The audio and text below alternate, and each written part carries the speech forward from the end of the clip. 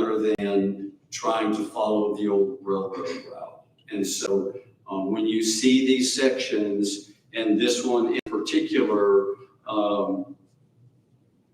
taking advantage of the opportunities along the way and not having to deal with coming in and moving all of that dirt that was put there over the old railroad route, it just seems like, is it worth it? And we just feel like our recommendation should be to you, should be that we would follow the old highway route. So here we are. Okay, let's just, in this section, section 25, right here, if somebody should say, well, we really want you to follow the old railroad route. What happens is out there today is somebody, when they did the road work, they took a cut up from the old railroad and brought it up to the shoulder of Highway 19E. So if you wanted to do that route, a portion of the trail would be right here behind the highway guardrail.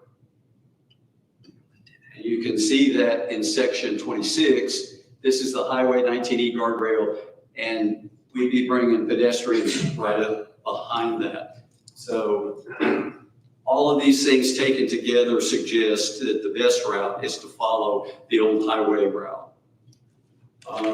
There are several conditions like this with eroded banks, and we propose to stabilize those with a system of geotextile bags that would be planted and would become stabilized with vegetation.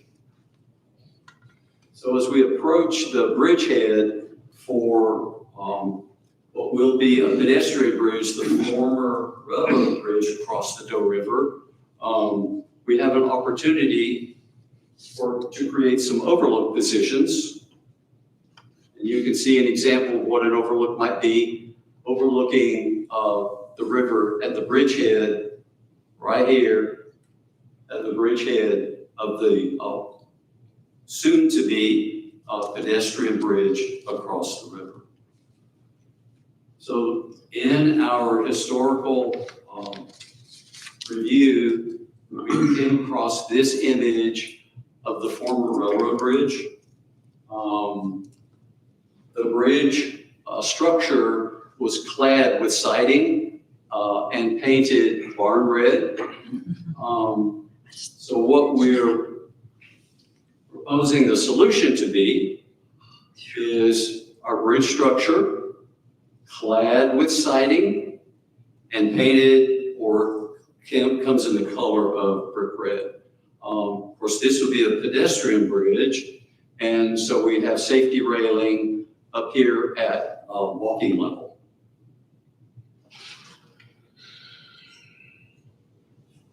This is a fascinating piece of the project, and this is the old tunnel, the old railroad tunnel. For safety, we believe that this should be protected with some kind of probably some kind of netting, rock anchored to the roof so that rock can't fall on pedestrians using the tunnel. And then the tunnel would be lighted.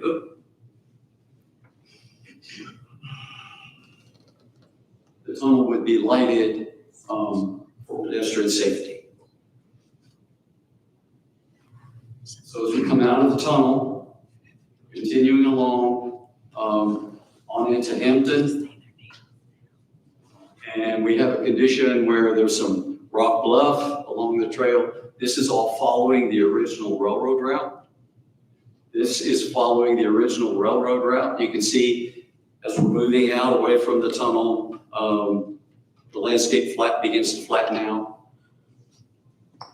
and then it becomes very flat right in here. This area right here, we've been led to understand that this property owner may be willing to make that property available as a trailhead development for the trail. And so that is the detail that we developed for the entire project, and we just, for the sake of time, couldn't show you all this level of detail on the rest of the project. So we just focused just now on the county land portion of showing you how we got to where we are. And so part of our scope of work is to help the county understand what potential costs might be involved in developing the project. And I know this is rather small, but let me just go through it real quickly. This is the Elizabethton, the column for the Elizabethton section. This is the column for the highway section, the alternate section of the highway. This is the column for the costs of the Valley Forge segment. This is for alternate 1 in Valley Forge and alternate 2 in Valley Forge. This is the county land segment. There's an alternate segment of the county land, and then this is the Hampton segment over here. So that ties to these areas that you see on the map. And then in the left-hand column, we give the trail length, what we estimate the cost of survey work to be, what the cost of geotechnical engineering would be, what the cost of permitting would be, also what the cost of preparation of legal documents might be for any easements that might need to be acquired along the way, or if there happen to need to be some acquisitions along the way. We're trying to anticipate what those surveying documentation costs might be. And then we estimate the design services, the construction costs, and then this is, bottom line is intended to illustrate what might be the project total for the entire segment, like the Elizabethton segment. This would be the total to develop the project in total. So at this point in the concept development, we have identified some of these alternates along the way. And it's our intention in the first public meeting to present this information, not the cost estimate, but to present the information of all of these primary and alternate routes, and to gauge the public interest in, okay, if I would really want you to consider this alternate as opposed to the primary route. And we will engage public input about all of that in the first public meeting. As I said earlier, the first public meeting has not been scheduled, but that was to follow this meeting that we got done here. So what I'm going to ask is that I had a member of our staff who was going to assist me this evening, and he was not able to make it. So if you have any very general questions, we'll try to take those. But what we'd like to do is, if you have more detailed or specific questions, if you would put those please in writing and provide those to the mayor, we'll be glad to receive those from her and try to answer any questions that you might have. So with that, my presentation is concluded. And we appreciate the opportunity to present our progress to you this evening. Thank you for your attention. David, when we had the city-county meeting at the time room, we made a point, and you addressed it quite succinctly, on working on other projects in Knoxville, other places, where we're not looking at doing all of this at once. That's correct. And I think commission needs to know that you're not talking about a project that's $30 million and we have to come up with that money. It is done and completed over a series of years. Thank you. Yes, we had quite a bit of discussion about that in the meeting with the Financial Management Committee. So we have done multiple master plans for many of our clients. One of our clients' master plan was completed, back in the late 1990s.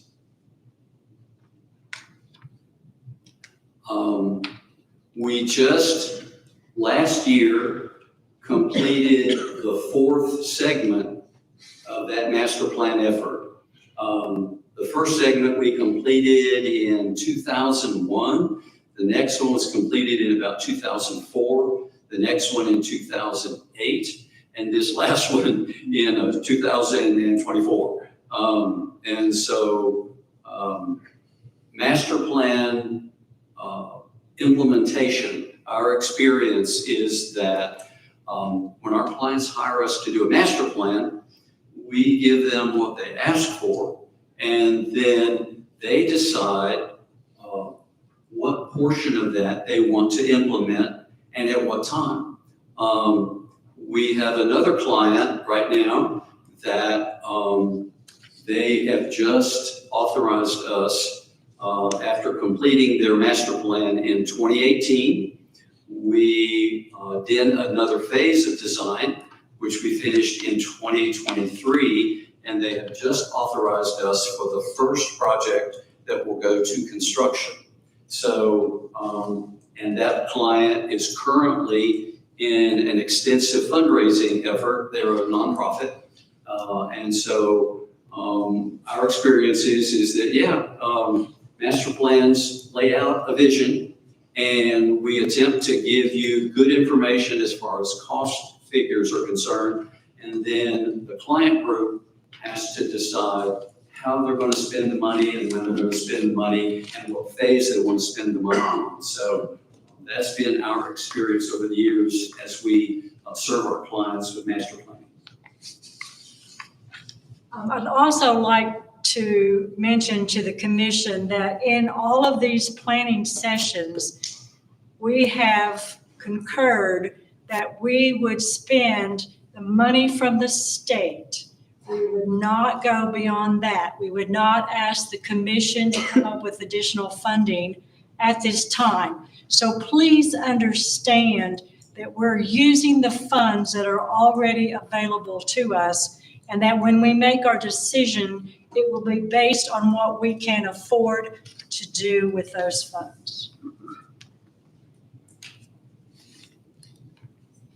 The deal. Yeah, so the total cost, I couldn't see the small print up there, but somebody had a calculator out. $22.7 million. It actually could be higher than that, depending on how the alternates and the primary route are configured. So I think that it has been our intention all along to hear input from the commission, hear input from the public, and at that point, make a decision about one route that incorporates either the primary route and the alternates, or follows the primary route, or whatever, but that the final master plan and the final project cost will come out of all of the input of the elected officials and the public input. I got one other question. On the property that the railroad has, I was told that when they put the railroad in, that property was owned by the rail bank, that nobody owns that property but the railroad. And that when the agreement was, when they put the railroad in, that the property owners, it would go back to the heirs of the property owners or the existing property owners. Is that true? That property does not belong to the county, city, or Johnson City, that it is in the rail bank? It's our understanding, you may be talking about specifically the Valley Forge segment, but the intention is that after the public input session, okay, let me see if I can answer your question in a little different way. There is a water line on the old railroad route as it passes through Valley Forge. And we have been told that there is a utility easement on that water line, but it is not useful as a recreation easement. And so in the Valley Forge segment, let's just go back to that.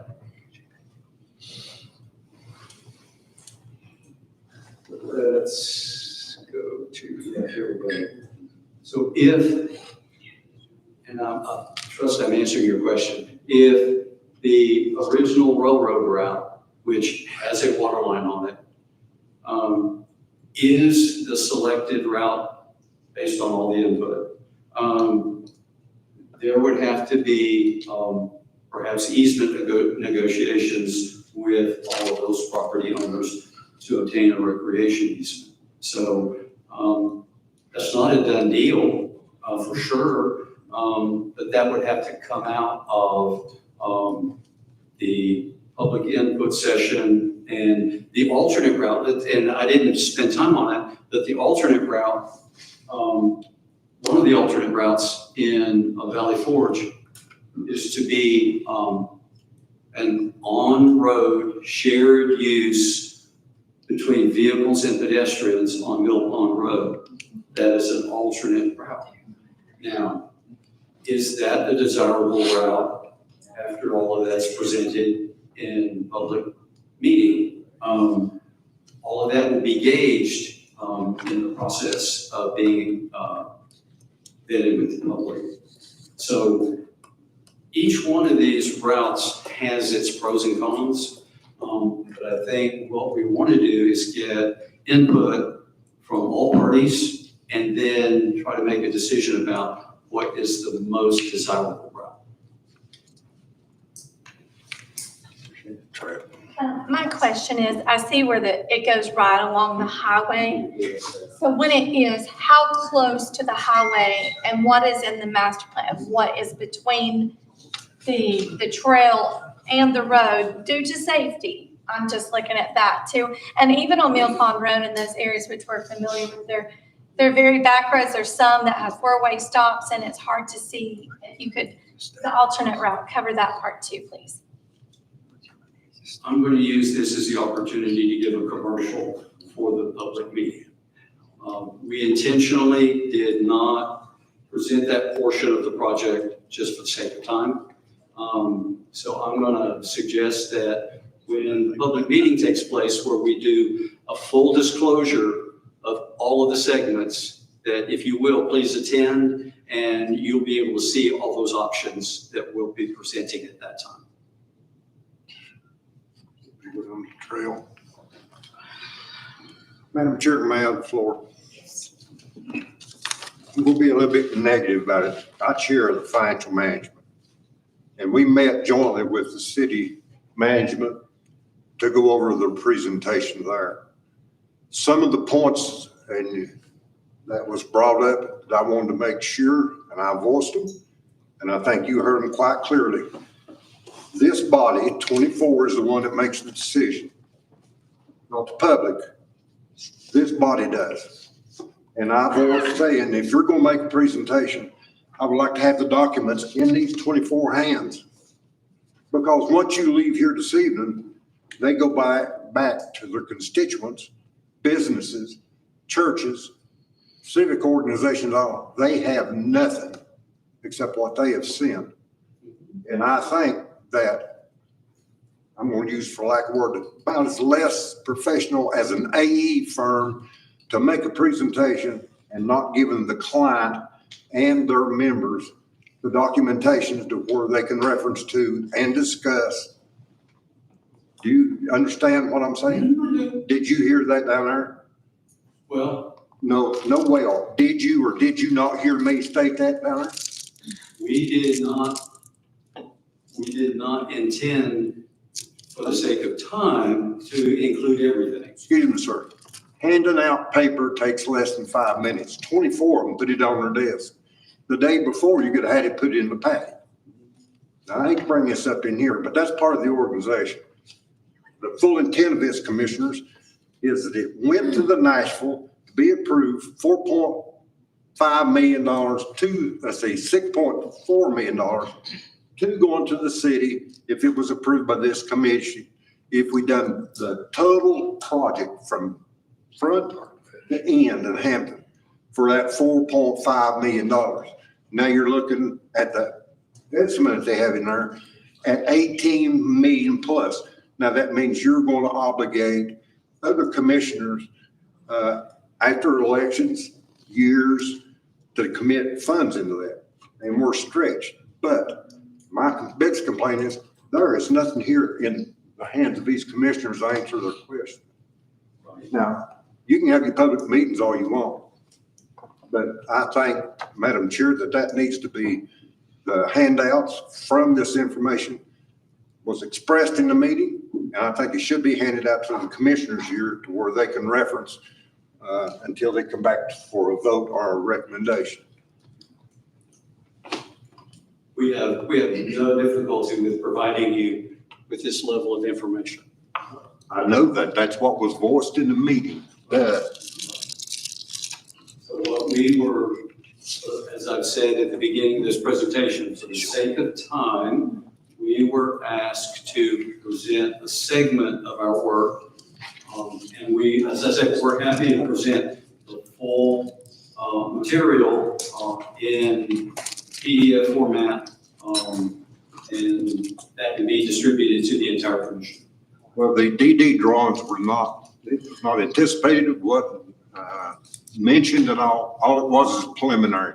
Matter of fact, in my memory, which is dangerous as a cock gun, is there would be a couple sheets handed out.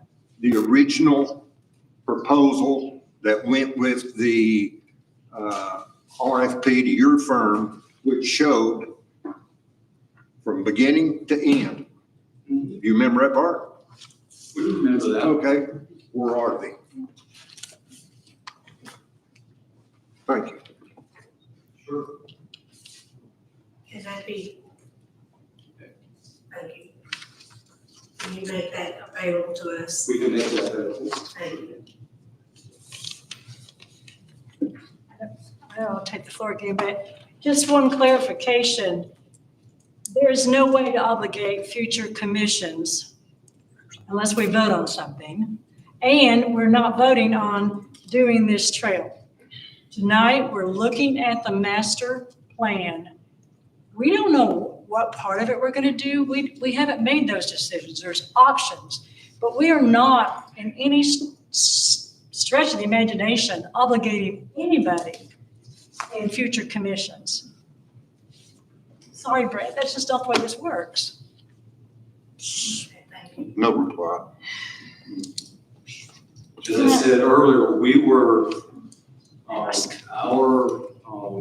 contract responsibilities were to provide the commission with a master plan. We were not, we were aware and we were told what grant money had been granted to the county for a certain amount of work. But our master plan efforts were just that. They were master plan efforts to illustrate a design solution for that 4.5 miles of trail, in which we are presenting our progress to you tonight to show you our progress on the master plan effort. And that's our purpose, and that's why we were asked to appear this evening. So. Just to clarify, I do back up what Commissioner Johnson said, but we were having to screenshot the fine print of numbers to read them tonight. That it would have been good to provide that. I get what he's saying there. And then the question I had, you were able to tell me, well, we know it floods some, which we all know Valley Forge and Hampton was hit hard, and that you're going to put a pipe in here and so forth. That's why I didn't understand when I just asked how many feet off from the highway. Do you not know that, or is that someone else that knows that? Because that's a huge thing, because we have trucks, 18-wheelers doing 60 and 70 miles an hour, and that's if they're obeying the laws half the time there. And there are a lot of stops and starts, and pedestrians being beside that road is important. So to me, as a county, if we have something that, our liability is at risk, so that's why I asked such a Sure. question. Is there no way at all you can give an idea to that, or do you not have that information yourself? So we're talking about that portion of the project. We're here at the Doe River, right here. And then the highway segment is the segment you're talking about, right? Anytime that you're beside the fast-moving traffic of the 19E. The highway segment continues here, all the way along here, to State Line Road. So each one of these sections that, for the sake of brevity, we chose not to show you this evening, but those are all available, and we can share that. As I said, we can share a document about like this for the entire length of our work. So it's not that we're trying to withhold anything, it's just that we were trying to keep you here all night. Yes, sir. Oh, is there not a TDOT liaison that we can work with for the section along 19? Because I know that there are dozens of projects in the state where something similar has been done. Is that correct? Because I pulled up a short list. State Route 1, 126, 320, 11, 266, State Route 19. Those are all projects that were done that included a bike trail or some sort of pedestrian traffic. So we've got a TDOT liaison, and they're the ones that would design this, and most likely this section, if we do choose to go along 19E, would coincide with their road work on 19 and doing any sorts of additions. Is that correct? So. She's actually attending We have meetings. had consultations with TDOT, and they have given us some guidance and commentary on what we've shown you here. They were participants in a meeting where we were showing our preliminary work, and they were able to give us some information that would help us in our design work. And that's been incorporated as a part of the possible route along the highway. So that's how we've been able to coordinate so far with TDOT. Thank you. And Madam Chair, we've gone a little bit over the time limit. Yes, we have. Did you have a question? Mhm. If you can get that to us, we'd appreciate it. We can do that. Thank you. Thanks. Thank you, David.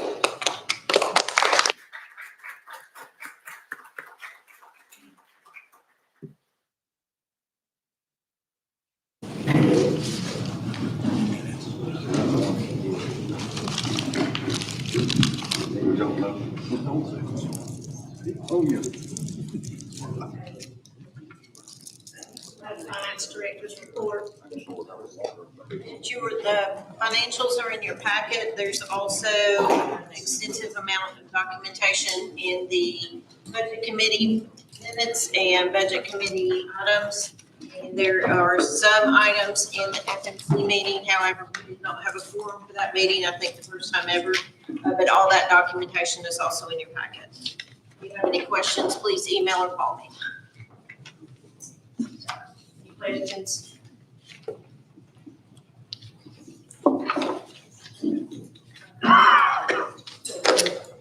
Mayor report.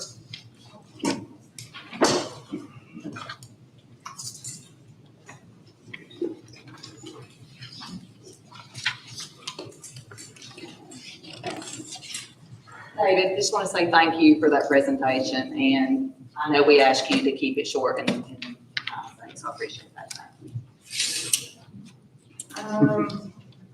Just real quick, I just got to do a couple of appointments. I also wanted to give everybody an update on the monument. If you'll notice, we have replaced the cannons back out front, and we've re-encased the cannons.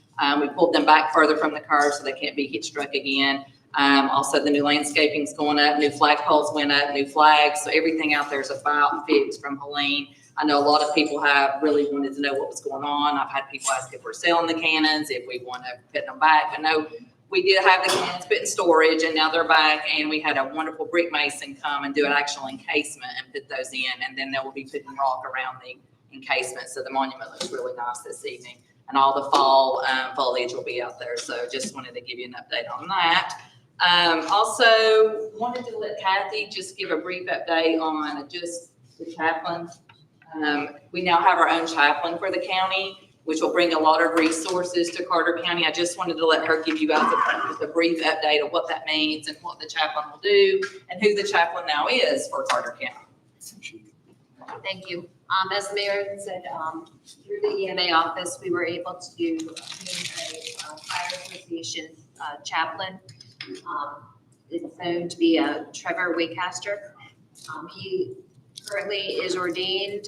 He is available should any of the departments need a chaplain. Is going forward. He'll officially press release to go on November 1st. But through our office, if there's a bad call for any of our police, fire, EMS, any of our commissioners, you're having a tough time with something, he is a local resource. By having this fire chaplain, we are then able to bring more resources into Carter County. I know Washington County has fire association chaplains. They have trailers. They have portable showers and bathrooms. We will now have access to those items as well, and they will be stored here in Carter County, deployable for our fire departments, our EMS, should we need any kind of resources in that. Just another added resource to the EMA department she wanted to update you on. And also, I just need to do a real quick appointment. We had another board member resign from the Siam utility. They're still under changing and getting things back up in order for that utility. So I would like to appoint Joyce Treadway to the Siam Utility District to replace one of the members that we just put on a couple of months ago. So I'm going to do that appointment if you'll include that in the minutes. And just a final thing, I wanted to read you guys a thank you that I received from the Commissioner of Tourism. He sent us a card. Mayor and the County Commission, I just wanted to drop you a note to say thank you for the awesome plaque and commemorative for the Bassmaster College Bracket Tournament. You and the Carter County team really knocked it out of the park. Thanks for your leadership and your friendship. Keep up the great work. So just wanted to share that with you. We are also in talks with Bassmaster for a future tournament here, hopefully this next summer for the kayak series in Watauga Lake. So really good news for the tourism arena in Carter County. So if anybody has any questions? Thank you. Questions? Okay, we're to public comments. You'll have 5 minutes, and I ask that you state your name and district that you live in. And as always, we encourage you to have a comment. However, I do ask that you be respectful with your comments. Is there anyone that's come forward?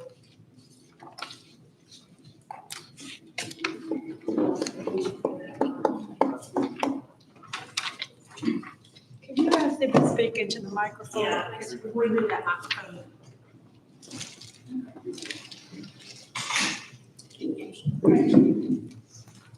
Good evening. My name is Wanda Carter, and I'm here regarding 16.1 months dated from 9/4/2012 to 1/6/2014 missing from my TCRS retirement. I was hired with the county as a DGA employee at the Carter County Health Department during that time period and was hired by the state in January 2014. So that's where the 16.1 months came in. I had filled out all my paperwork, including my TCRS membership form with the county, and did not have any issues with insurance or anything. So I had no reason to believe that everything was not in order. And I thought all the paperwork had been filed. However, I consulted my retirement representative at TCRS on October 28th, 2024, to get ready to retire in February. The number of years he had did not correspond with mine. And after checking again, he stated there was nothing for the county during that period of time. Immediately on 10/28/24, after speaking with him, Jacqueline Lewis was contacted by email, and I have hard copies of all the emails that was sent back and forth. She emailed Mr. Walker with TCRS, and with his reply about what needed to take place, Ms. Lewis sent my original TCRS membership form from 9/2012, along with the service form from TCRS, that is used for employer errors who have not submitted proper data. It was received on 11/4/24 and stated it would take 60 to 90 days approximately to get it corrected. On January 24th, the cost to purchase was sent to me and I took it directly to the courthouse to Ms. Lewis. And if paid by 2/28/25, the cost would have been $3,033.90. Ms. Lewis contacted Caroline Hurt at the Carter County Health Department, and she is the director, and wanted her to involve the state in the payment, which this was not the state's fault, so they should never have been contacted over it. But anyway, the state had an answer of a firm no. After I found out this information, I went to the Director of Finance, Ms. Watson, and she stated she was not aware of the issue and she would see what she could find out. I gave her copies of what I had received from Nashville and did not hear anything. After I felt I had been forgotten again, after a few weeks on June 6th, I emailed Ms. Watson again and copied Ms. Woodby and Mr. Harden, and I got a response from her, Ms. Watson.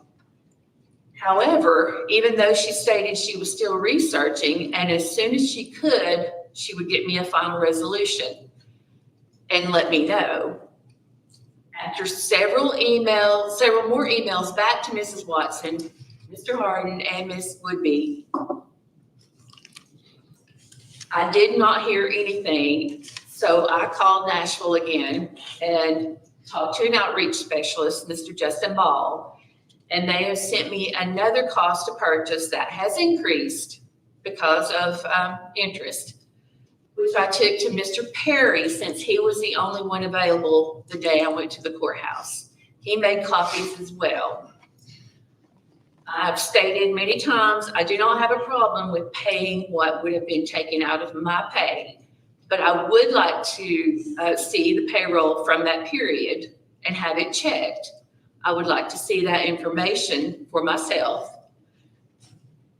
But I feel like that the county should be responsible for the interest that was accumulated since they were the ones that did not send the forms in.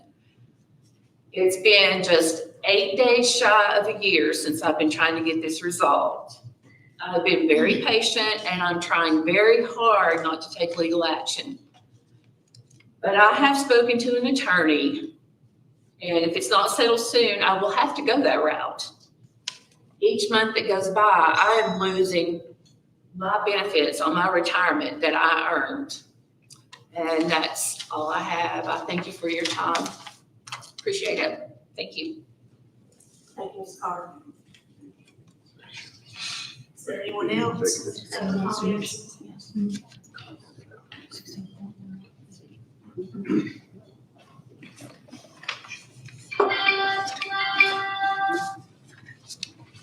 Thank you, everybody, for having me. My name's Greg Jenkins. I'm with the American Veterans Emergency Response Team. We deal with veterans in crisis, from suicide to homelessness to food crisis, PTSD, everything you can imagine from A to Z. We don't refer them anywhere. We take them from the day we find them all the way through completion. Whether it's homes, businesses, introduction into society, whatever the case may be, medical treatment, whatever it is. I'm in your county. I've been here for about 2 years now, kind of under the radar, looking at the veterans crisis here locally and what we can do about it. We don't feed them at a food pantry. We feed them at the #1 steakhouse in the Tri-Cities area. We don't house them with the illegals. We house them with dignity. We don't put them second to anyone. They come first over everyone. I've seen a property up in the Roan Mountain area. The reason I was up there is there's more homeless veterans on the Appalachian Trail than there is in Los Angeles, Chicago, and New York City combined. There's no one talking about it. And there's no one doing anything about it. When I asked what to do with the homeless veteran in Carter County, I was told, take them to the VSO. When I said they're closed after 5 o'clock, they said, well, you gotta go somewhere else. We have nothing. I said, well, I've seen a property and I'm coming here tonight to address y'all without any heads up or any preparation. They say I have to have a PhD, but I have 2 TBIs, traumatic brain injuries. There's a property there in Roan Mountain that was used for a Frisbee disc golf course. It's not been maintained in over a year since the hurricane. I watched it week after week. I'd like to allocate that property to veterans and their well-being. Those veterans that served our nation, whether they're from here or not. I've been told they're transients. I went to Johnson City, I looked at the cemetery, not one of them had a headstone named transient. Not one. I love what you have done in your city and your community for our veterans, and I'd like to continue that on up the mountain into that district, in that area up there in Roan Mountain, where we can feed them, we can house them, we can reintroduce them into society, we can provide canine therapy and equine therapy, we can partner with the best PTSD doctors in the world, and we can then reintroduce my brothers and sisters back into the society that they belong, and give them an opportunity to help grow this community to be better and to give them some sort of pride and sense of direction. I didn't prepare a speech, I just speak from my heart. We've done it from Florida to South Carolina to Georgia and Alabama, North Carolina, and now we're doing it in Tennessee. We're prepared to provide free medical care for all homeless veterans, their wives, and their children. In the Tri-Cities area this Veterans Day, with a brother that was born and raised here and flew 3,000 medevac flights out of Afghanistan and 2,500 flights out of Iraq. He'll be taking care of the veterans that have hit a brick wall at the VA and been denied the care and the benefits that they've earned. We also do a community garden in Roan Mountain. We've been on the news locally. We have a tremendous amount of resources to bring to the community, but we need an area to operate from.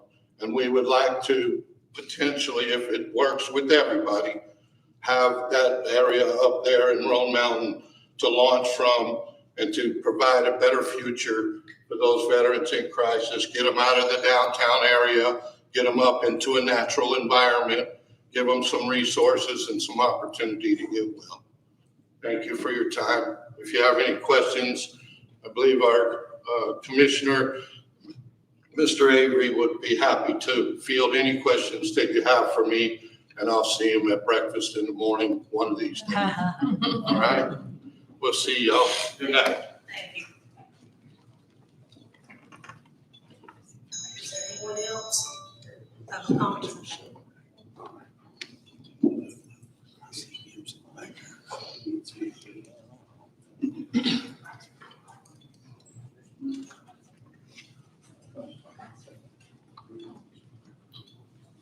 Good evening. My name is Abraham McIntyre. I'm the Executive Director of Sorba Tri-Cities, which is the Southern Off-Road Bicycle Association. We serve the region about an hour within the Tri-Cities Airport. I live at 626 West Maple Street in Johnson City, Tennessee. I'm encouraged, in our chapter of Sorba, and this whole community is encouraged by the thoughtful progress being made by the planners who all are here, and we're deeply appreciative of the continued support from both the county and from the city. Also want to say a special thanks and acknowledgement to our local trail builder and trail champion, and also the 2024 Tennessee Sorba Volunteer of the Year, Wes Bradley, who you all know has put his heart and soul into this project of the Tweetsie Trail expansion and the Hampton Bicycle Trails and Watershed Trails and Bicycle Skills Park. So a great deal has already been accomplished, as we've seen tonight, and we celebrate all that has happened. It's also important to remind our community, I believe, that the state of Tennessee funded 3 complementary but very distinct projects through this, the $6.3 million. So the Tweetsie Trail expansion that includes the bridge and a small portion of this, of the county trail, the Hampton Watershed Trails, and the third, which being the Progression Bike Skills Park and All Wheels Pump Track.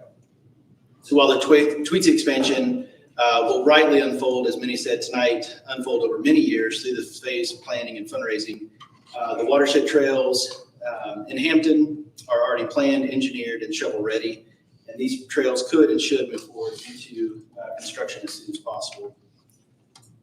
In addition, the Progression Bike Skills Park and All Wheels Pump Track could be designed and built within the next 12 to 15 months, bringing a very accessible, family-friendly recreation space to Carter County, Elizabeth, and to those in this region.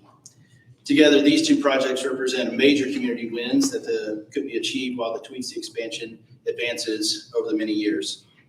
So it is our hope in our community that hikers, bikers, runners, skaters of all ages, that the commission will take action to release these funds designated for the Hampton project and allowing these ready-to-build assets to come to life while the momentum of the Tweetsie Trail Master Plan continues to build over these years that it will take to accomplish this great task. So thank you all very much for your support.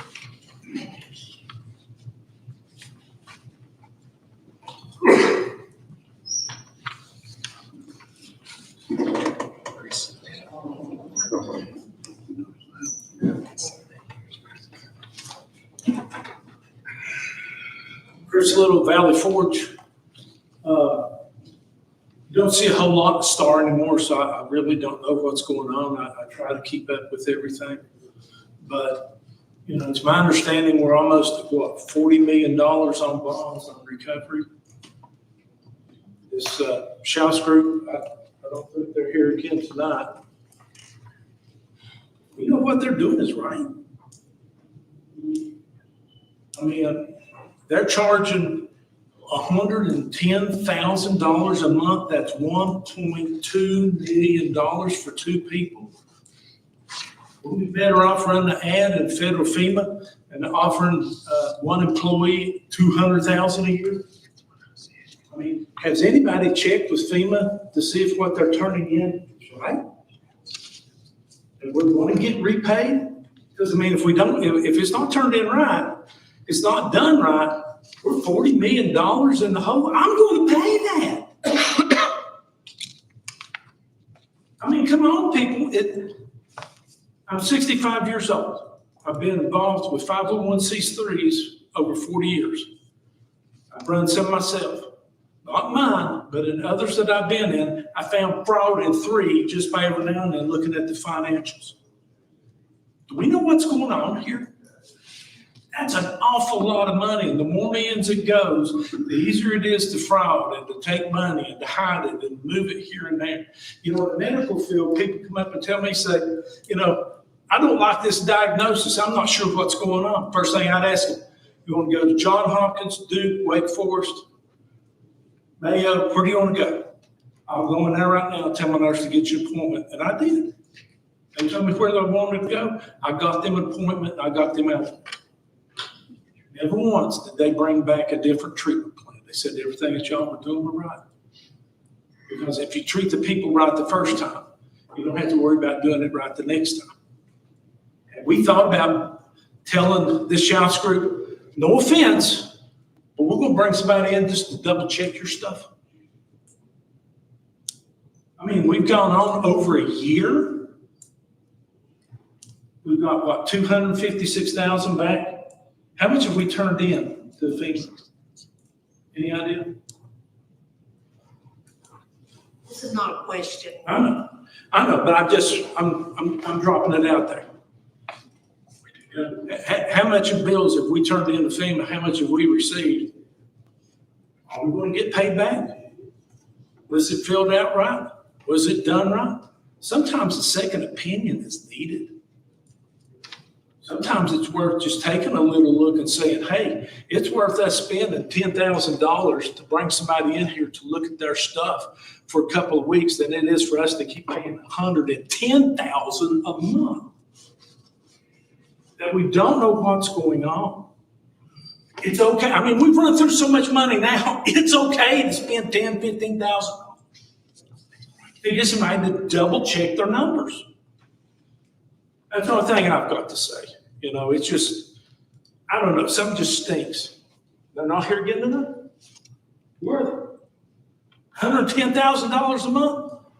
I have an apartment in one of these, you know, empty rooms over here. I'd be here for people to talk to me. Something just, I don't know.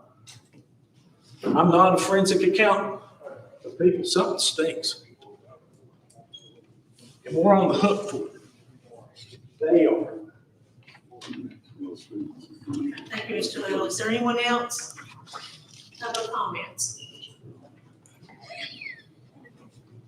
Okay, the mayor left something out that she needed to. I apologize. I do have Motorola here for a quarterly update, and they're gonna make it real quick. I'll let you guys come on up, introduce yourselves, and just give a status update on White Rock. We will take a break when they finish. That's all right with the commission. Yes, okay. I have with me John Morgan, who's going to be our new project manager. Our previous project manager actually took a new job over at the federal side of things. John actually came from the federal side, so I guess they swapped positions. But where we're at with the White Rock, at this point on that road, we have awarded, as I understand it, we have sent out a letter of award to an A&E firm, and we need to follow up on that, and I'm doing that tomorrow morning, find out exactly where we're at. Once the A&E firm gets that in place, I'll be working with them to get the RFP signed up and to get all the drawings and the engineering done on the property up there. Once we get that done, then we'll have to go through the RFP process and then get our contractor up. So I don't know exactly what kind of a time frame that's going to be, but I've been told that's the way we definitely need to go, and I think that's a good step forward in the direction of things. As far as the project goes, do you have an update for us? Yeah, sure. So thank you for the introduction, and thank you for everybody's time this evening. Motorola, my predecessor, Kate Stillwell, presented back in July. And the great news is that Motorola has been moving forward with everything that she said we would. So the RF radio equipment was manufactured and staged in our facility in Elgin, Illinois. And in September, it was delivered to our warehouse that we have in Manchester, Tennessee. The microwave components are currently being assembled, and they'll go through a similar staging process. Those should arrive in Manchester on or before late December timeframe.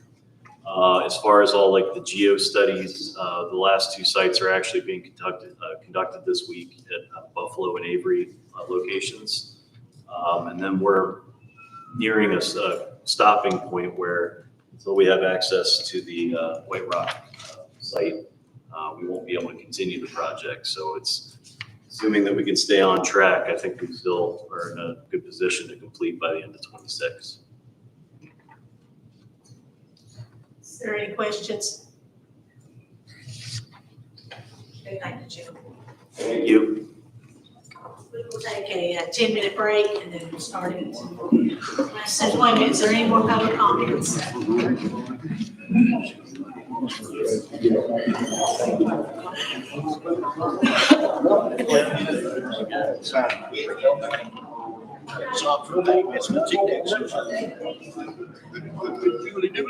essential.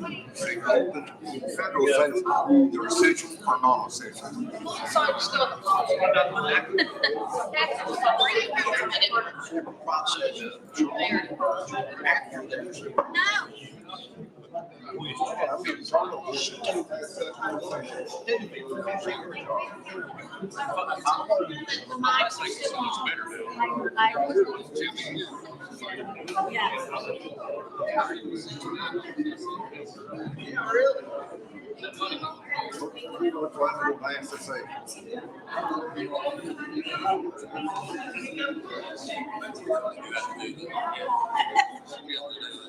get more done on this. I think she hard yet. Says, now it's getting darker. It's 30. So go to your yellow folders and go to this PC above it. Yeah, click that. Yeah, well, okay. So the share is on an Active Directory share. And the laptop is not connected to the Active Directory. So it's not that you can't get to it. I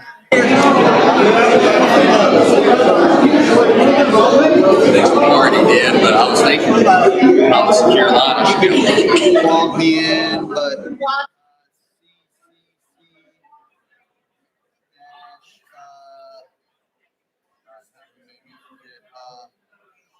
Me and her page tables. Get out of here. I think that was a very balanced score.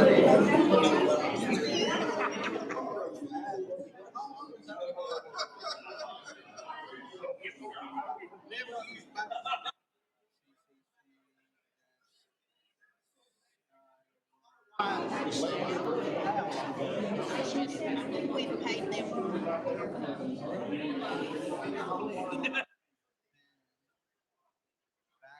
your first initial or your login, your last name and first initial, and then your password, and then check mark. So it's PCE does is they put stuff on it. Yeah. You don't still put. So I'm going back. I didn't go back and check on that when I honestly. They're awesome. They should stay there.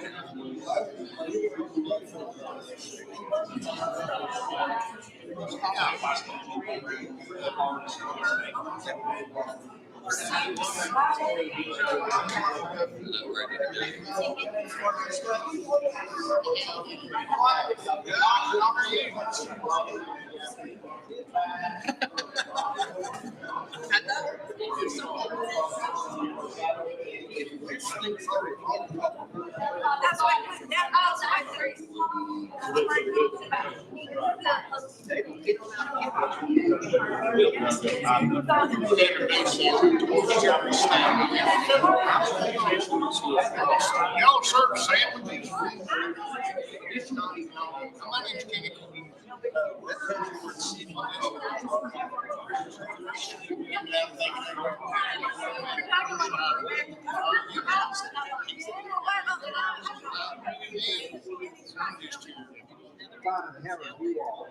Try not to be waffle.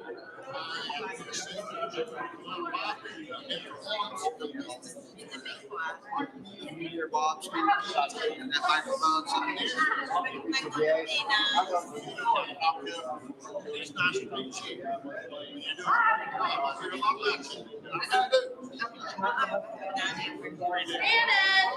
Hey, I think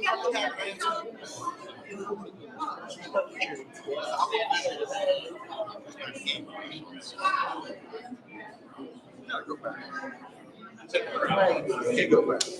When you spit it off, she'll spit it off. It's her first time though. And it's like 2 pages long. It's like, this is gonna go fast, Bob. Got it.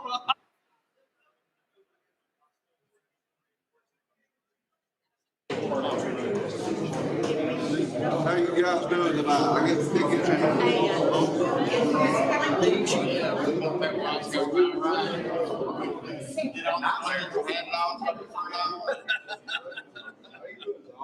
It gets kind of old.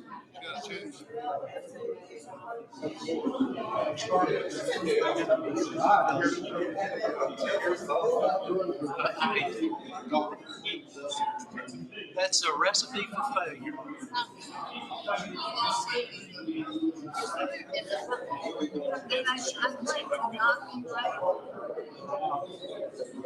She said it's done. I'm done.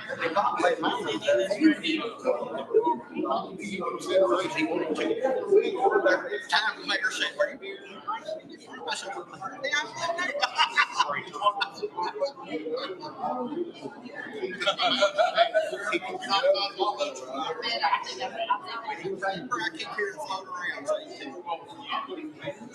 have you been? What? Yes, ma'am. Drink?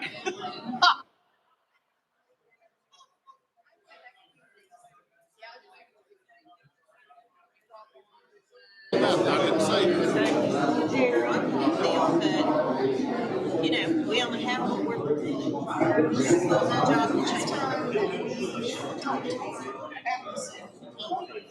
Your house, I should have waited.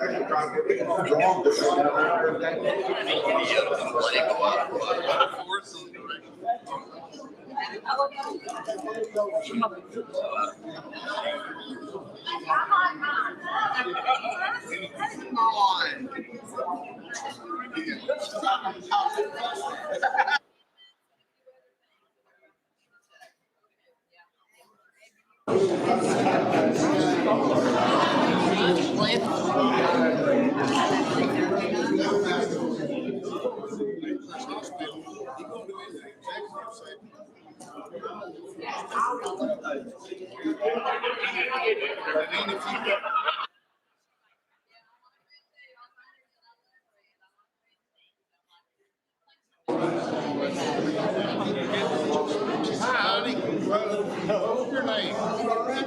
That's Jill.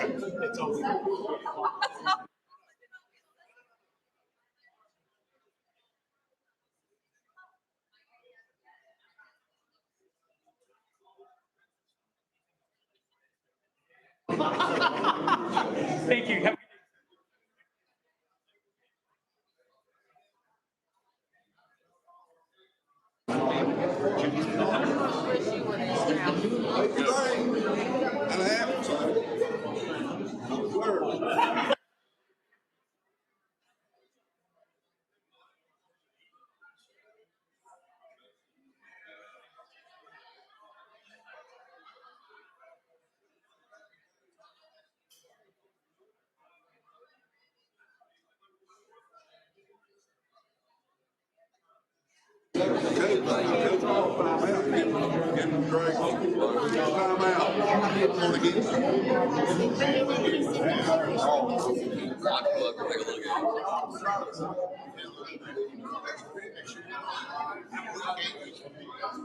They said they were on the truck whenever she was coming in and she took a video. and that's like you smile. It all happened. 1966. You can. I was late off.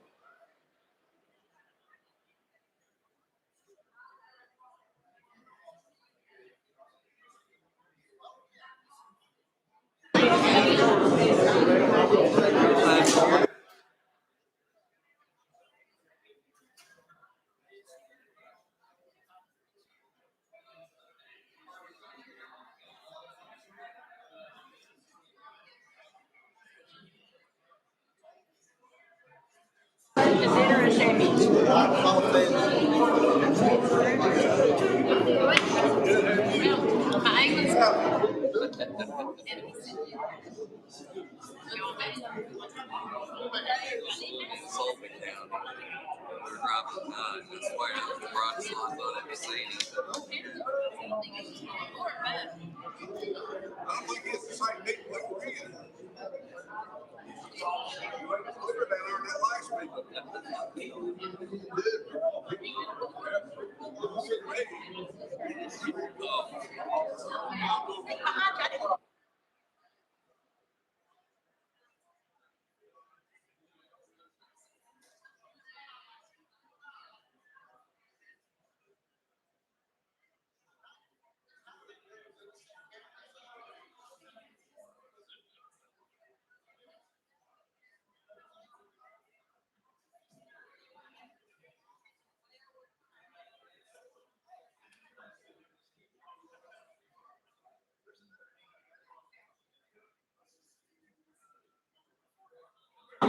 Now float on these seats.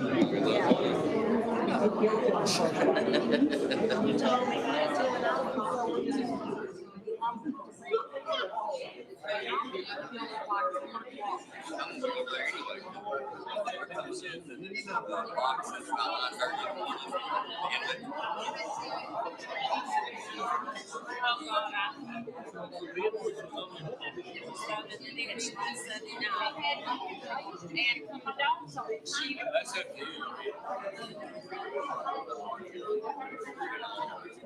Y'all got mine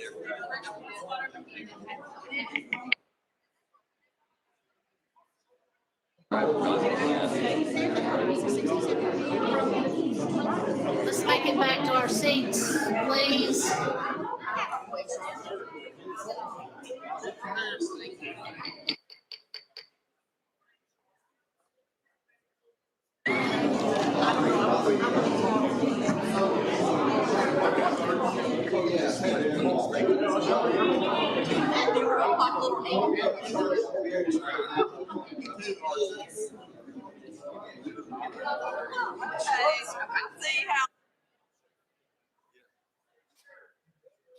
Before we start with the budget, Mr. Frazier needs to leave. Stop. Sickness just occurred and he wants to make a brief statement before he leaves. Now, we were talking about the Bassmaster earlier, and if it's okay, Madam Chair, I'd like to just jump in from right here. I did a preliminary economic impact report on the Bassmaster stuff. The mayor had sent out the metrics, and so I took those and ran with them. I've not verified these with state ECD as of yet. But over the next year, the estimations, and these numbers are based off of 2023 estimates and tourism numbers and different things like that. So take them with a grain of salt until we can get them actually verified. The number of incremental visitors will be somewhere between 850 and 1,420 people over the next year. Direct visitor spending will be somewhere between 450 and 1.1 million. And that number is derived from the ROI. I'm sorry.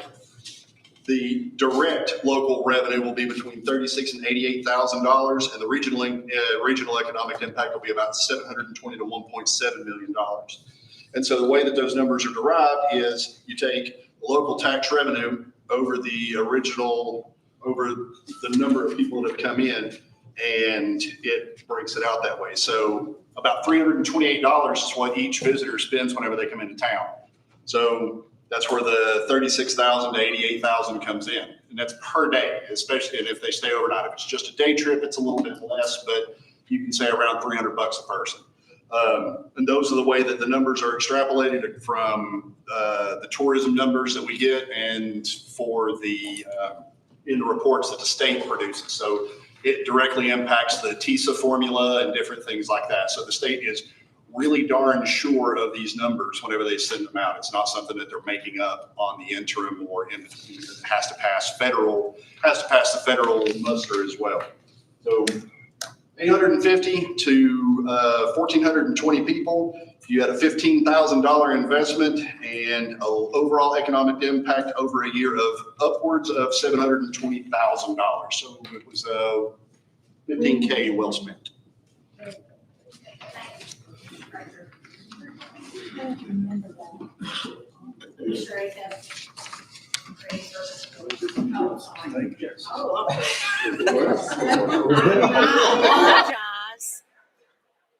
I apologize.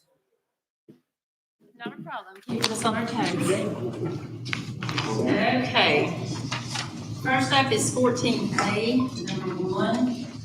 Motion to appropriate $5,000 to the Buildings and Grounds budget from the unassigned fund balance for the appraisal of property to be used at the extension office. Second by Commissioner Thomas. Is there any discussion? Yes. So in the past, when we did appraisals, that came out of the mayor's budget or the county buildings budget. Was there no money appropriated for that in this year's budget for appraisals? No, sir.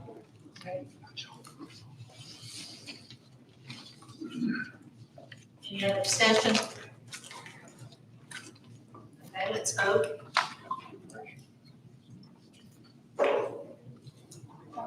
Rick Prophet, Yes.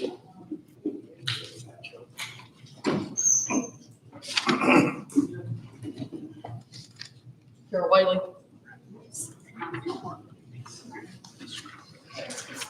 Refused, did she leave?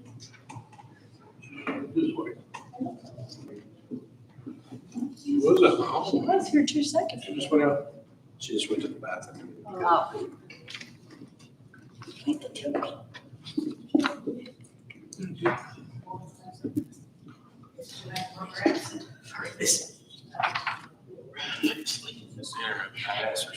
Who's coming? Okay. 14.2 is motion to approve an annual salary increase of $1,000 for Haley Davenport for the completion of the Master Public Information Officer through the, Uses Act and What is your vote on that? oh, yes. Yes.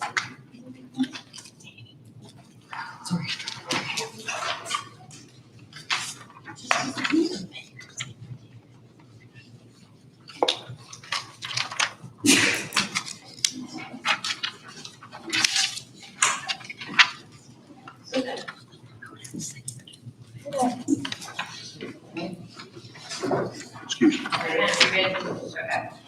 14A, number 2 is motion to approve an annual salary increase of $1,000 for Haley Davenport for completion of the Master Public Information Officer course at the University of Tennessee's Law Enforcement Innovation Center.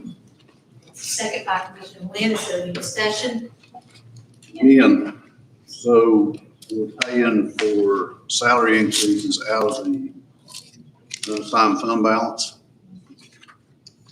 This is something we discussed a couple years ago when people had new certification that changed their job description somewhat. And that's something we're working on with Attorney Gardner, coming out of the laws, whether it's going to be a salary increase or whether it will be a one-time bonus. Hers actually allows her to be our county public information officer. So it gives us a secondary title for her. And yes, it did come out of unassigned. But this position's already making more than about 75% of the administrative assistants in firms. Correct? We don't do that, Carolyn. Really. I mean, that's not something we can say out loud. I mean, Well, I mean, it's public record. and ask for a public information My request. budget's public record, it's right here.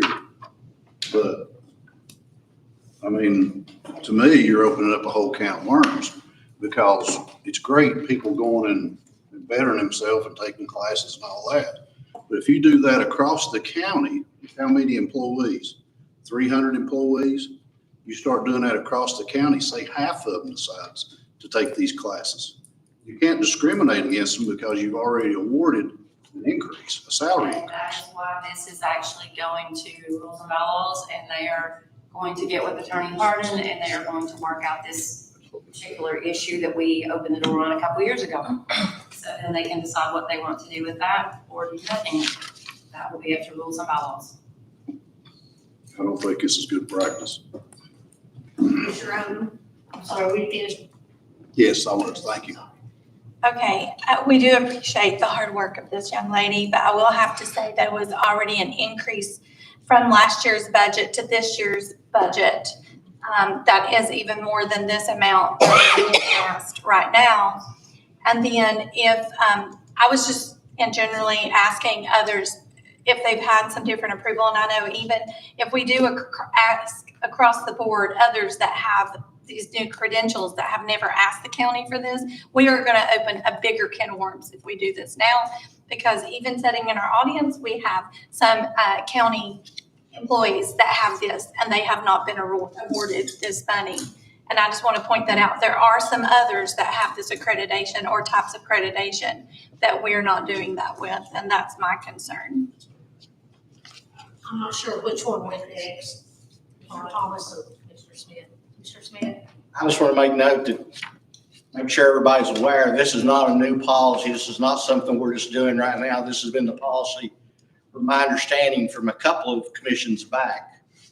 Was that correct? Correct. That's what we decided. The only thing that we were undecided on whether or not it was a one-time bonus of $1,000 or a permanent increase of 1,000 over their salary for the life of their employment. That's what is going through rules and bylaws to be straightened out.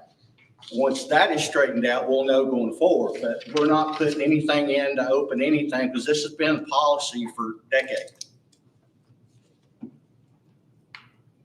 Mr. Thomas? And the one reason we decided in budget to go ahead with this is because she is actually getting an additional responsibilities and an additional title. So we're adding to her job description. Commissioner Hughes? Yeah, I'd just like to say that I'll go on the record and say that if any county employee does something like that and gets additional certifications and takes on additional duties, I'll vote for it every time.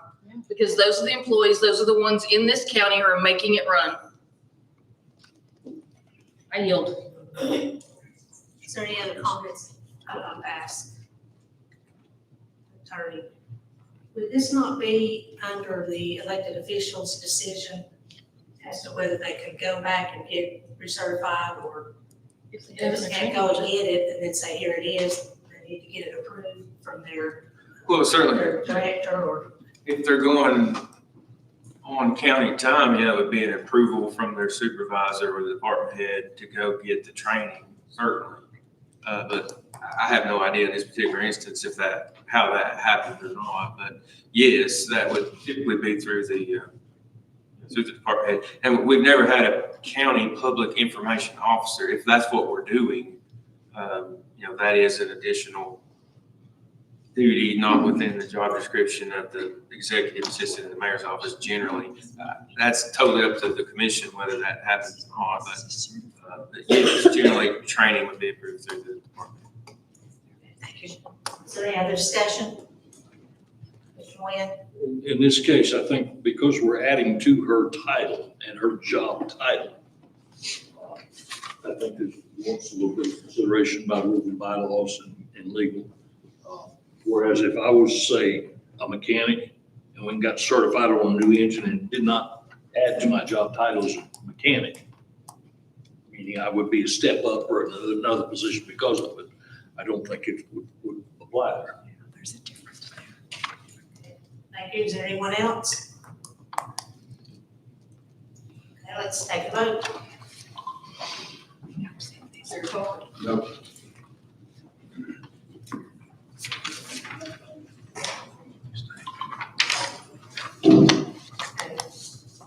Motion passed.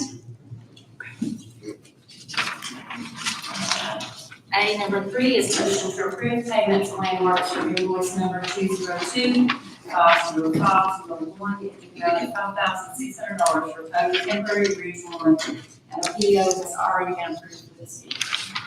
Second by Commissioner Acuff. Is there any discussion? Okay, let's vote. Gary Crawford?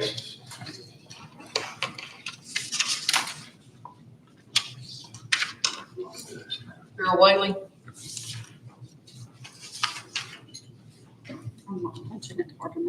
Yes. Thank you. Motion passed. Number 4 is motion to approve payment to Landmarks for invoice number 202, 50502, in the amount of $5,600 for Post Temporary Bridge 2, and a PO has already been approved for this year. Okay, second by Commissioner Smith. Is there any discussion? Okay, let's vote. Gary Prophet? Yes.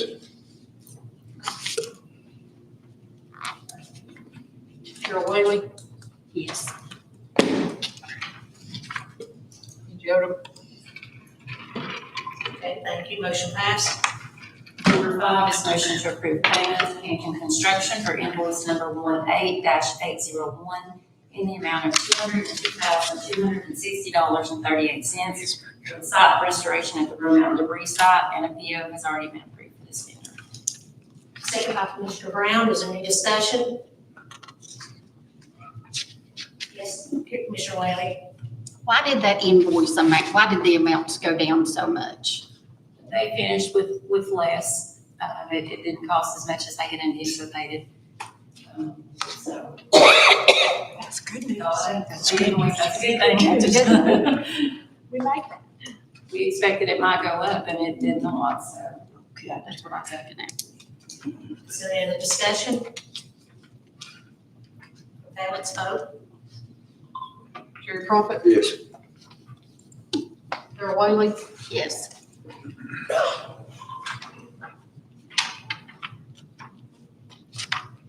Number 6, motion to approve payment to RK&K for invoice number 25020.000-7 in the amount of $44,000 for engineering services for Pogo Bridge 1.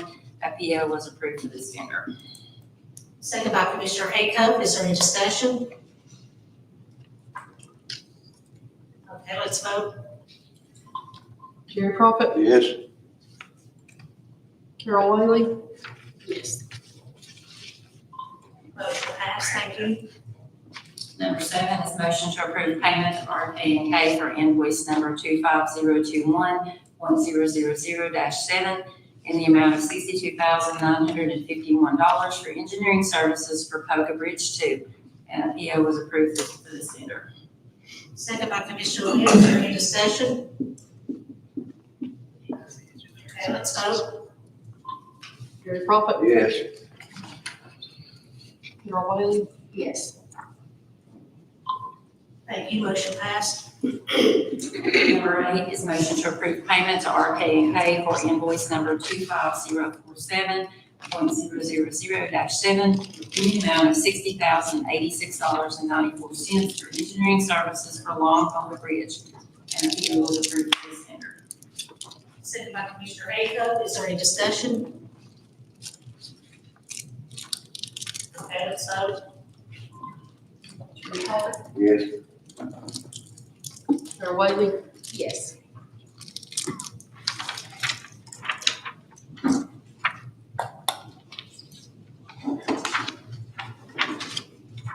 Commissioner Johnson. Sorry.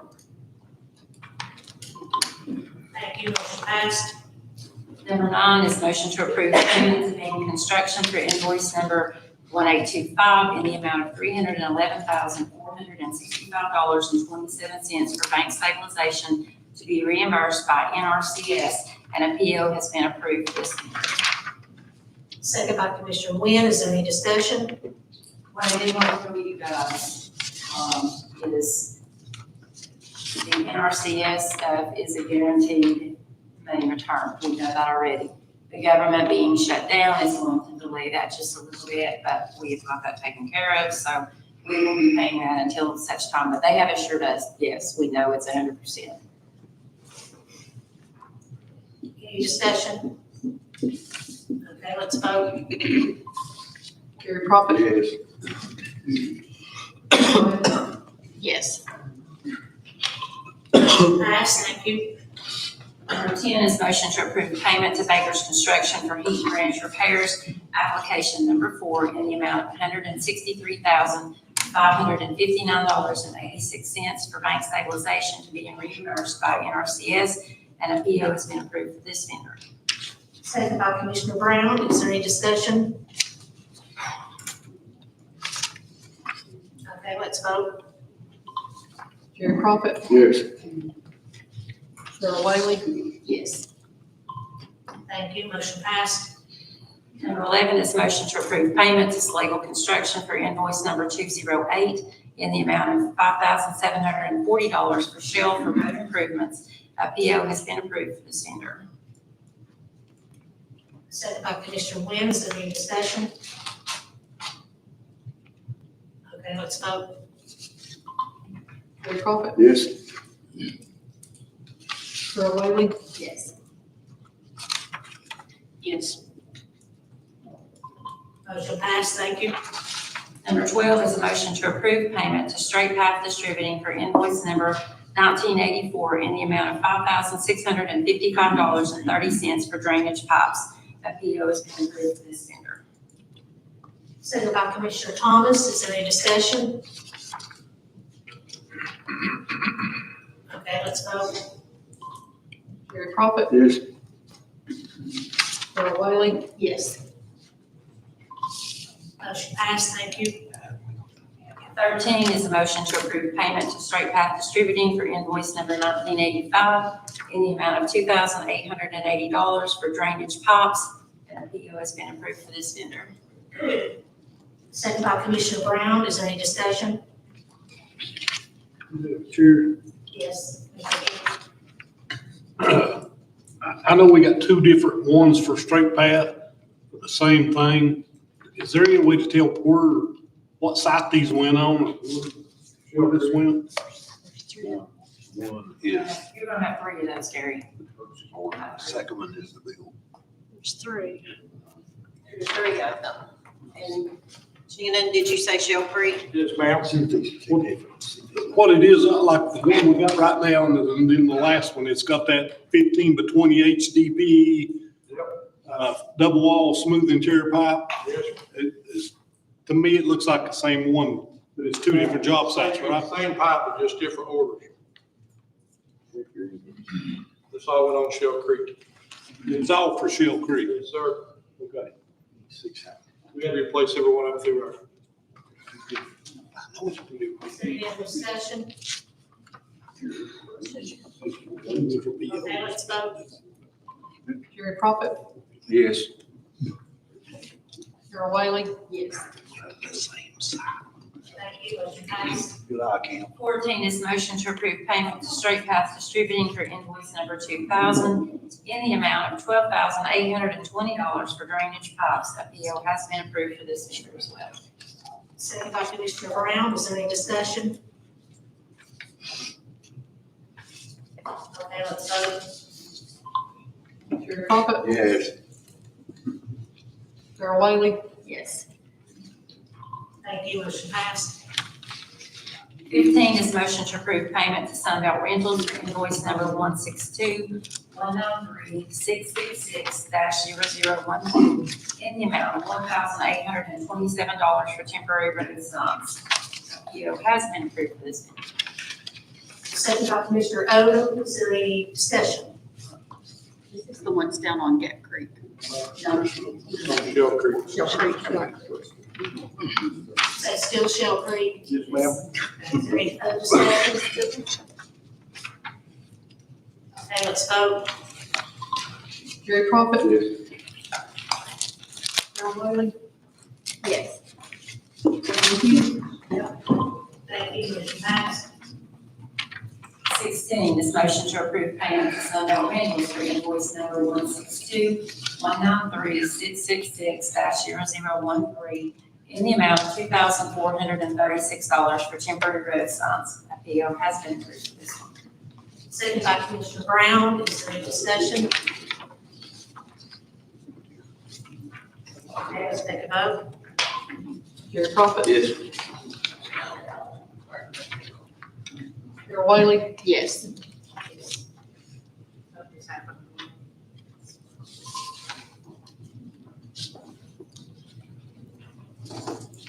Thank you, motion passed. 17 is motion to approve payments to Charlotte Products for invoice number 2069 in the amount of $2,900 for temporary traffic signals. And PO has been approved for this one. Second by Commissioner Wynn, is there any discussion? All right, let's vote. Gary Crumpet, Yes. Darrell Waley, Yes. Motion passed, thank you. 18 is a motion to approve payment to Martin Marietta for invoice number 473-82565 in the amount of $1,053.15 for stone. And a PO has already been approved. Second by Commissioner Aco, is there any discussion? Okay, let's vote. Gary Crumpet, Yes. Darrell Waley, Yes. Thank you, motion passed. 19 is a motion to approve payment to Martin Marietta for invoice number 473-65807 in the amount of $720.02 for riprap. A PO has been approved for this vendor. Second by Commissioner Brown, is there any discussion? Okay, let's vote. Jerry Prophet, Yes. Darrell Waley, Yes.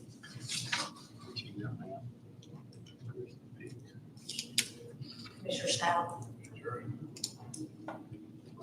Thank you, motion passed. 20 is a motion to approve payment to Martin Marietta for invoice number 4726-4811 in the amount of $1,264.50 for stone and riprap, and a PO has already been approved for it.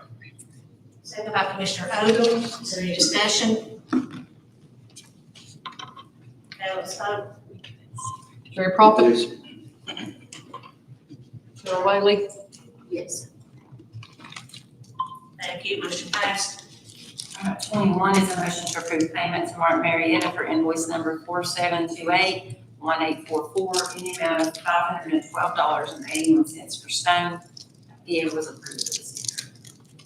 Second by Commissioner Kemp. Is there any discussion? Okay, let's vote. Jerry Prophet, Yes. Darrell Waley, Yes. Thank you, motion passed. 22 is a motion to approve payment to Summers and Taylor for invoice number 652153 in the amount of $4,029.90 for road materials. And a PO has already been approved for this vendor. Second by Commissioner Brown. Is there any discussion? Okay, let's vote. Jerry Prophet, Yes. Darrell Waley, Yes. Motion passed. Thank you. 23 is a motion to appropriate $14,500 to the Buildings and Grounds budget from the unassigned fund balance for tree removal. Second by Leslie Hughes. Is there any discussion? Yeah, I've got a question. Where's that tree located at? It's the pecan tree behind the Folsom House, and then the two poplars. One of them, I think, had already So it's 33 trees. 3 trees. It's actually 2 trees and then the tree stump from where the Helene brought down the tree that's right here with the hole in the piece of property that we have in the stump. And the pecan tree is so full of pecans, it's breaking the limbs out. We had 2 large limbs fall that came very close to hitting the attorney's law office. That would be unfortunate to get their office. And then the tree that's back on the backside of Folsom, we just have been recommended to go ahead and take that down because of the unpredicted weather and wind that we've been having and all the cars in the parking area that's right there. Who provided this? Who did that quote? It was a local. There was 3 quotes that were included in your packet. Okay. Not long. I can't remember the name, I'm sorry. Okay. Yeah. Yeah, they were in there. We so. sent those in to be included in the packet for review. Yeah, they were in. I think it was Garland Tree. It got it. I think it was. Yes, in building grounds, we were just talking about the Folsom House. I just wanted to add, and I understand if there's limbs that's down, but $14,500 is a lot for tree removal right now if we don't know what we're going to do with the house. So that was one of our big discussions that we're going back and forth with. And we're trying to get information because at our last meeting, we needed information of what we had from insurance or adjusters, and there was no one there with that information for us and an update. So we're trying to talk about that more in this next building grounds. Am I correct for those here on the committee that I don't know if that's why this quote is higher for 3 trees is because they're trying to keep it from going onto the house or whatnot, but we just don't know for sure what we're even doing with the house at this point. And that is something that we discussed in budget, and I think Dr. Thomas is gonna bring it back over. And if we move ahead with the extension office, then we'll need to make decisions on the cost of the house. Because when they want to restore that house, it's just out of reach. We can't do that. Right, and that's why I was bringing this up. If it's more because they're having to take it down and being careful because of the house or not, I just want to throw that out there. Surprisingly, my son works for a guy who does this stuff, and that's actually very reasonable. It's very reasonable. And clean up the debris and So the grass back. So it really is. I'm amazed. I couldn't afford to have trees taken down in my house. It would be ridiculous. Well, okay. Mr. Smith? I think Commissioner Gwynn said pretty much what I was going to say. This is more than just cutting the tree down. It's cutting the tree down, grinding the stump, bringing in dirt, filling up the holes and sowing new grass. So it's the whole They're kick. taking all those laps and everything that's with it and disposing of it, so. That's right. Mr. Whaley? Yes. I talked to James last night that owns Ernest Garland. He's a good friend of ours. He said that the trees actually where there's two branches that have grown together, it's actually split right there. And he said, if it comes down, pretty much it's gonna come down on the attorney's side and their cars and their actual building. But he said they were in pretty bad shape. So he said it's not a matter of if it comes down, it's gonna be a matter of when, and it's gonna be very costly. And like I said, they're very reputable. They do our trees. So, I trust what he says. Thank you. Is there any other discussion? Okay, let's vote. Gary Crawford? Yes. Okay, motion passed. Thank you. Number 24 is motion to approve county fund budget amendment 101-4, items 1 through 8, in the amount of $119,851.53, with $48,991 coming from reserve accounts and $1,000 coming from the unassigned fund balance. Second by Mr. Kemp, is there any discussion? Okay, let's vote. Gary Crawford? Yes. Darrell Waley? Yes. Thank you, motion passed. 25 is motion to approve solid waste fund budget amendment 116-2, items 1 through 4, in the amount of $58,939.53, with nothing coming from reserve accounts and $11,655 coming from solid waste fund balance. Second by Commissioner Brown, is there any discussion? Gary Crawford? Darrell Waley? Yes.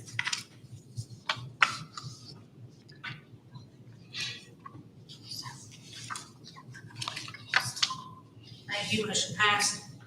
26 is motion to approve drug fund budget amendment 122-1, item 1, in the amount of $9,500, with nothing coming from reserve accounts and nothing coming from the unassigned fund balance. Second by Commissioner Acuff, is there any discussion?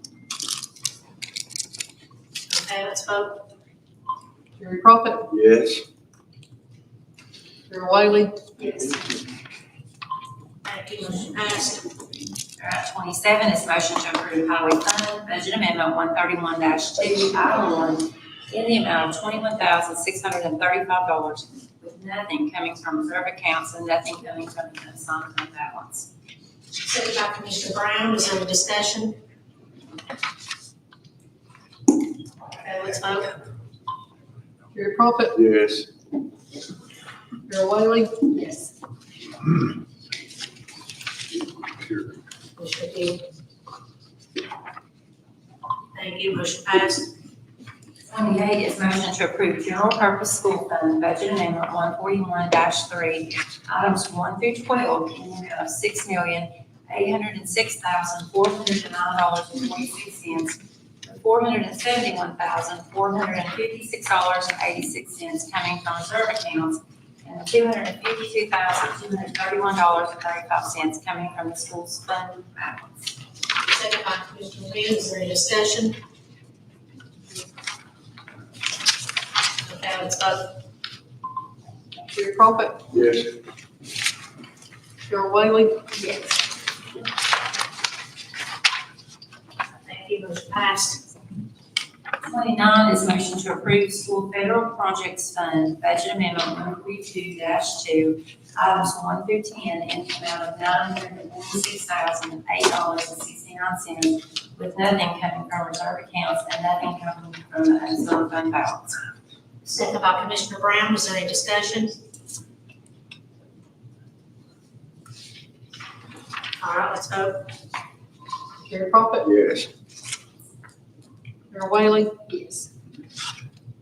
Thank you, motion passed. Item 30 is motion to approve Education Capital Project Fund Budget Amendment 177-2, items 1 and 2, in the amount of $2,928,720.65, with nothing coming from reserve accounts, and $2,528,720.65 coming from Education Capital Projects Fund balance.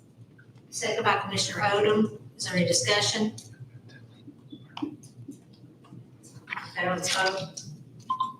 Gary Prophet? Yes. Mayor Whaley? Yes. Thank you, motion passed. 31 is motion to approve Helene Bond Fund Budget Amendment 180-1, Item 1, in the amount of $432,636.63, with $432,636.63 coming from the Helene Bond reserves. Second by Commissioner Smith. Is there any discussion?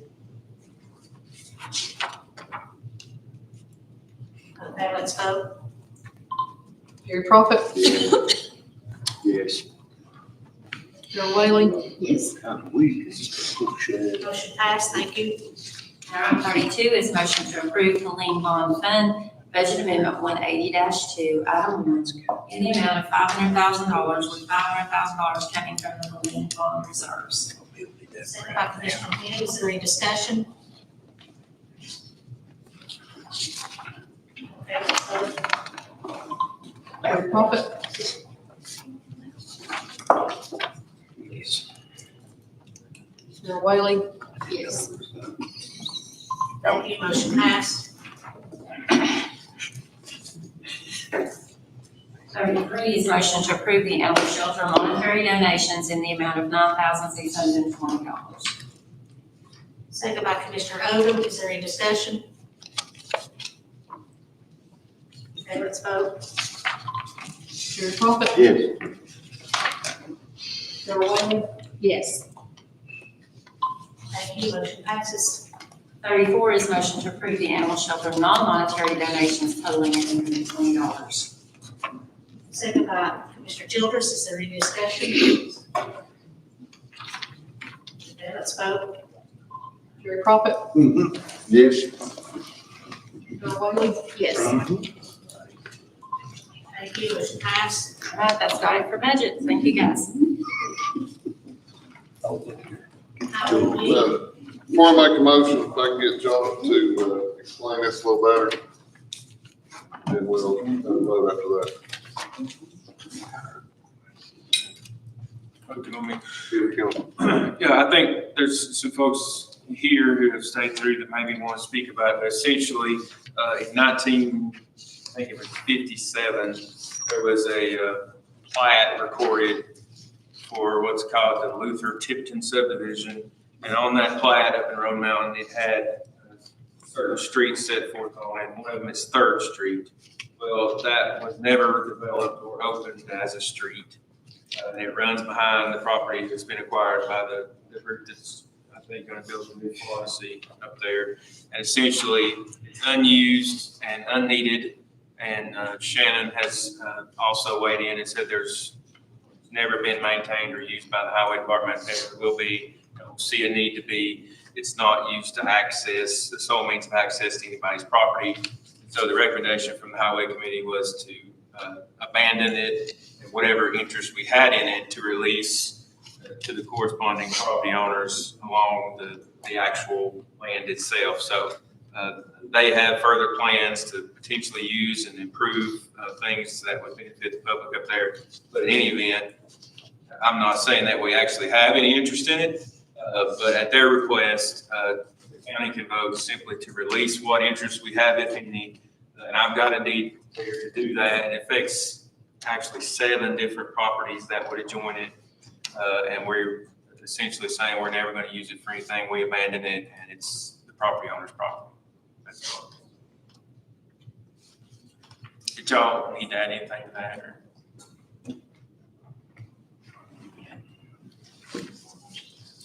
Might be helpful.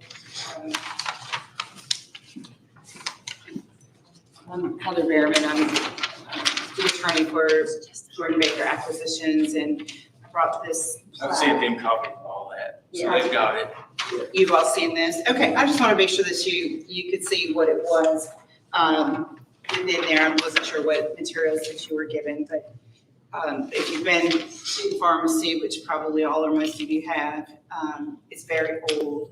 It's not a lot of parking, and there's glass in the front of it.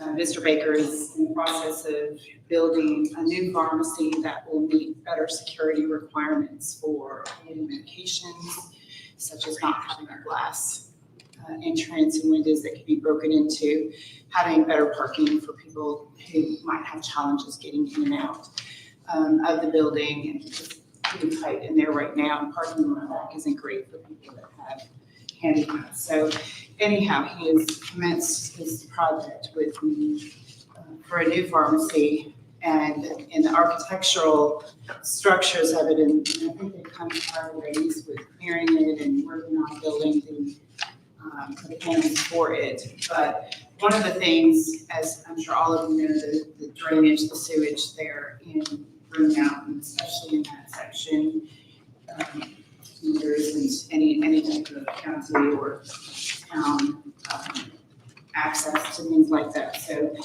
Mr. Baker is going to be building a separate type of septic system. I don't know all the details of how that works or exactly what that is. What I do know is that the extra space that he's trying to, excuse me, gain access to, or at least have assurance that the county isn't going to come back to, is going to be very helpful in adding that septic system there, because it's going to be a commercial building and it's going to be more than one level. So there will probably be, for example, my office is above the pharmacy. And there will be other businesses that will be able to locate within that particular commercial building. So it could serve some good functions in general.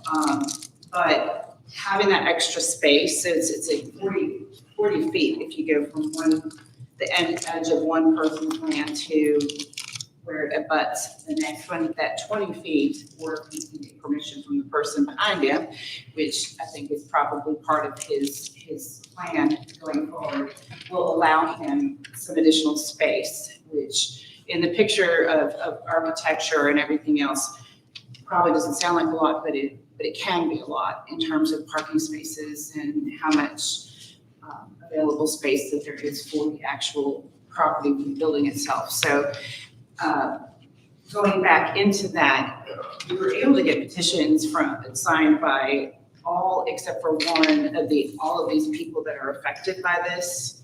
We're able to get petitions signed by them saying that they had no problem with that. We were trying to kind of reach everybody that could touch. The one that we couldn't get to, and why I reached out to the county attorney, was because it's whoever owns the gas station, and that's kind of like somebody, the corporation owns it, and then somebody from some management company manages the corporation. So we just couldn't get anybody to really care what was happening here. But it is a big deal for the people here. It may not be to a big corporate entity in California, but it is a big deal to the people, that are trying to have their medications met and serviced. So that's the whole reason behind it. And because it is going to be an expensive project, we just wanted to make sure that the county didn't have any to come back again at a point in the future. For that, I mean, obviously it sat there vacant. You could say, well, it's been like that, but I don't think he has any right of ingress or egress that travels with that. And he doesn't want to put some type of system in there, which I think will involve some physical type of system. And I don't know exactly what that is. I don't know how far we are down the line in that. But we want to do that without making sure that he had the support of the county. And I realize the county may not have anything. It's like this little strip of land that nobody doesn't belong to anybody. It's kind of a funny little strip of land. But I see what they intended back when they put that there. But anyhow, does anybody have any questions about? Any questions about any of that? Thank you. That's all I have then. Thank you for listening. I'm glad you have a copy of the file. I don't want to print out materials today. Thank you. Okay, a motion by Commissioner Burrow and a second by Commissioner Brown. Any discussion? Okay, let's vote. Gary Crumpet, Yes.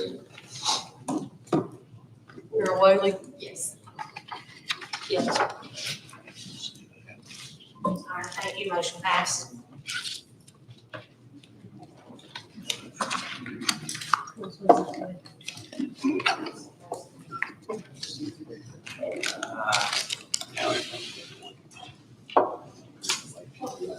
What was your last name? We need that for the record. Behrman, Behrma. Thank you. Thank you. Have a good night. Okay. Attorney report and what we- I'll do the general public part I do to start with, if that's all right. In general, I'll talk about the litter violation cases. Those are still like, three new ones this month. We had, 2 hearings this past month. Two property owners found in contempt. One was dismissed, by an agreement after they reached compliance. There's 3 more hearings scheduled, I think this Thursday. So those are ongoing. There's a couple of new cases that have been filed naming the county as a defendant. I'm going to talk about both of those more in depth in an executive session here in a minute, along with one other issue that's threat litigation. You got the direct threat here tonight, so we're going to talk about that. The remainder of my work this month is detailed on the report that I file. I'm happy to answer any questions about that. But if not, I'll ask if the chair is ready. We'll go into executive session and I'll just, the commissioners only to remain. Okay. So in the executive session, not two sessions, sorry.